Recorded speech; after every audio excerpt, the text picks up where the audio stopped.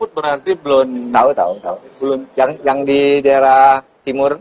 Nah, bukan daerah timur, justru daerah barat. Tuh, dari barat malah. Iya, daerah barat, Wow. tetangga Jakarta. Wow. Dia udah deklarasikan di Facebook membentuk IPPTI. IPPTI. Nah, jadi jangan-jangan anggota itu gitu loh. Satu lagi Bang, Ya. ini kan kalau nggak salah ada perubahan KTA. Ya. Sedangkan KTA di edisi pertama itu kan banyak anggota yang belum mendapat. Dan ada masukan ke Gross, Ya. ke Gross TV. Loh, KTA saya yang lama aja belum selesai, kok prosesnya ini udah ada KTA baru. Nanti kemana Bang? Nggak ada. Semua KTA yang diajukan ke kita itu sudah selesai.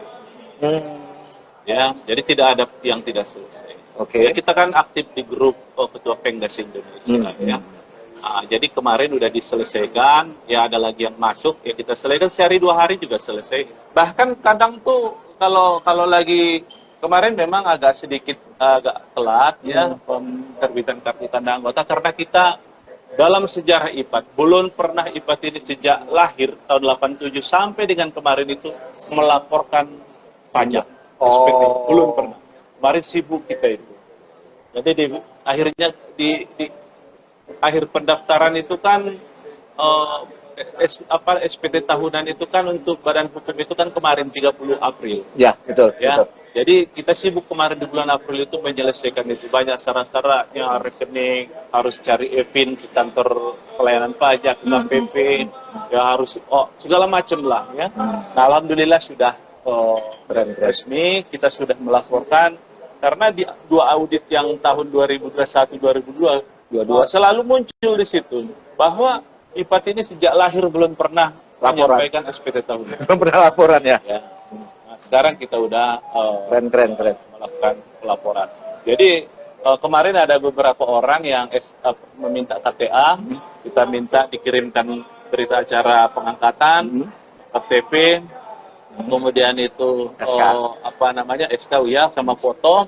Nah, kemudian ya sejam 2 jam selesai. Wow, secepat itu? Ya. Nggak pakai lama? Tidak akan lama.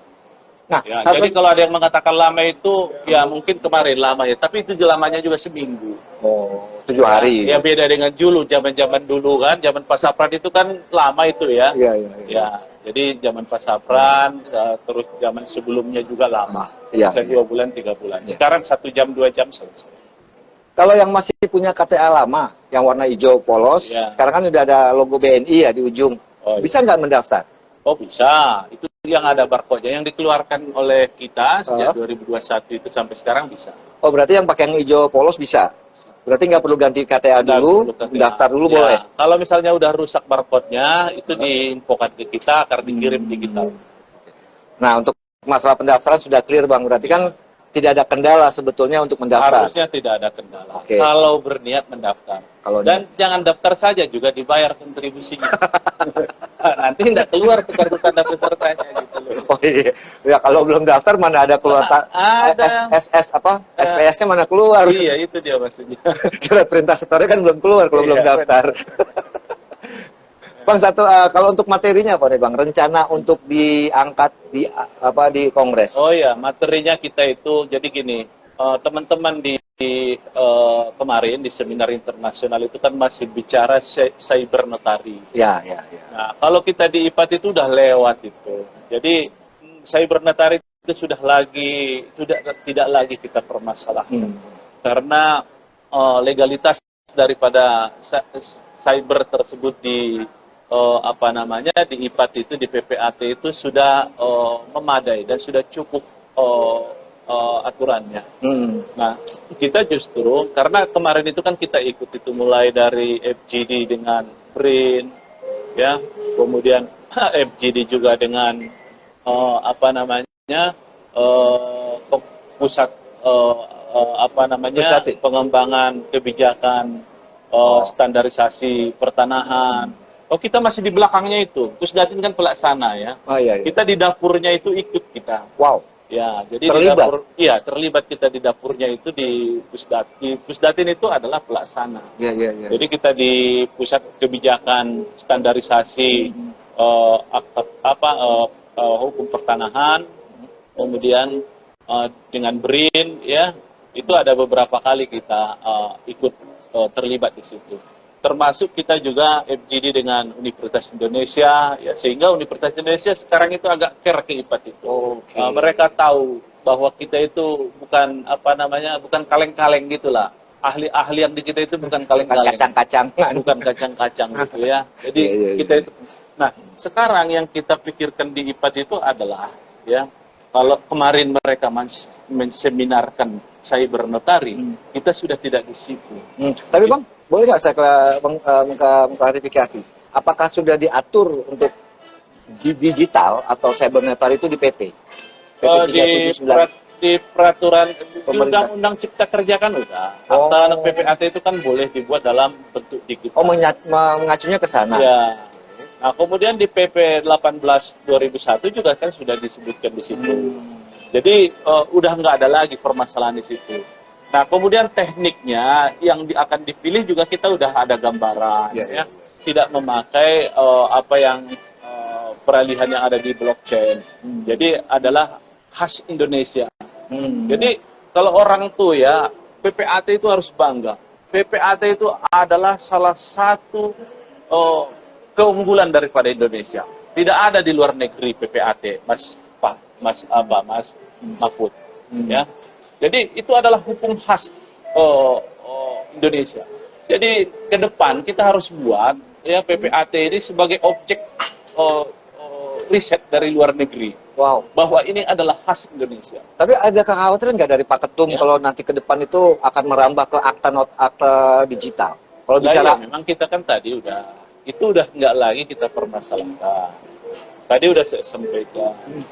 Kalau kemarin teman-teman masih mengadakan seminar tentang cyber notari, cara membuat akta elektronik di notaris, kita udah lewat itu, Mas Mahfud.